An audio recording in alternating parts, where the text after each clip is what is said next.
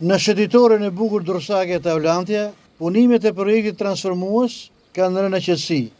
Është një projekt i reklamuar që do të përfundonte në muajin maj.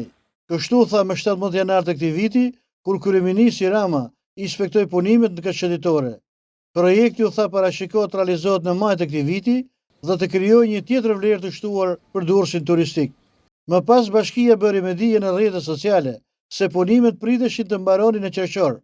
Por jo vetëm maj, por dhe qershori ka ikur tashmë dhe investimi në vend që të justifikonte milionet që janë hedhur për të, për thithjen e turistëve të shumtë që dikur pakat investim kanë qenë të pranishëm, ka mbetur me mes. Tani me punimet e lëna në mes, grumit e materialeve inerte ndërtimore as pak të rejse për turistët i kanë trembur dhe larguar ata nga territori i sheshit Tavlantja. Është ditë e zakonshme plazhi dhe pushuesit janë drejtuar Sfinksit, së bashku me preshkatarin legjendar. Dhe bizneset e ndjen mungesën e klienteles.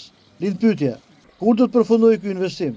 Tashmë që nuk punohet në të, duke se bathet e priftit tregojnë që pashkët do të jenë larg për ta përfunduar gjatë atij sezoni turistik, pasi qershori iku dhe kurriku po na lë gradualisht. Shëtitoria Tavlantja mbeti prit dhe skadësosur gjersa vera të kalojë. Ndoshta do të jetë gati për në dimër në funksion të turizmit gjithvjetor që publikohet aq shpesh kohët e fundit.